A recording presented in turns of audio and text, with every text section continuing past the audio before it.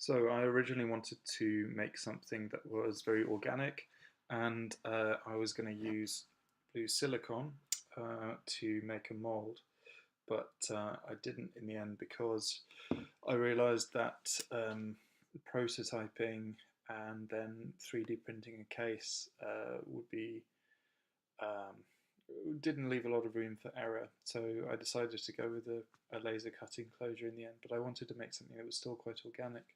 So I ended up with this, which looks a little like a kind of a toy that you might get, and it's got a light sensor there, which has a baseline set when you turn it on, and then it waits to see if the baseline goes over twice that. And once it does, it goes into a sequence, which is quite a long sequence, quite a lot of code, and it's because there aren't that many repeating patterns. I could definitely have made the code a bit more concise, but I was building it in quite an organic way. I didn't have a particular tune in mind. I did think about doing Kind of Blue by Miles Davis. I quickly decided not to do the screaming thing because this seems like it has a much cuter sort of energy, and it's totally portable, so you can turn it on and you can take it anywhere with you, which means that it kind of feels a little bit more like a lantern or something like that.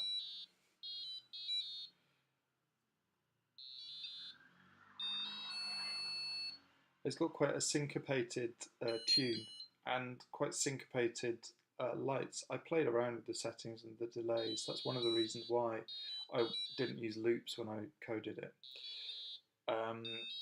Although I'm sure I could abstract it a bit further with a bit more time.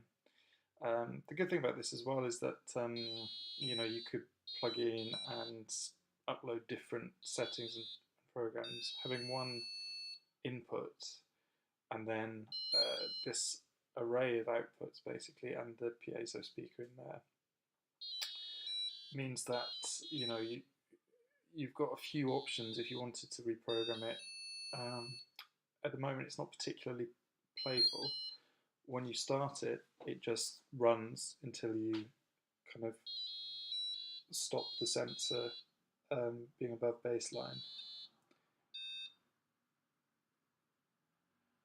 And it should stop now. And as soon as I take my hand away, it'll start again. But there are different things you could do. You could make it into more of a state machine, which was initially, that was my idea.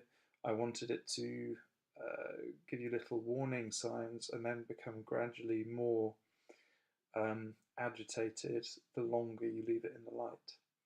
And it sort of does that now, just through a long sequence, but you could do it in a way that means it's a lot more modular.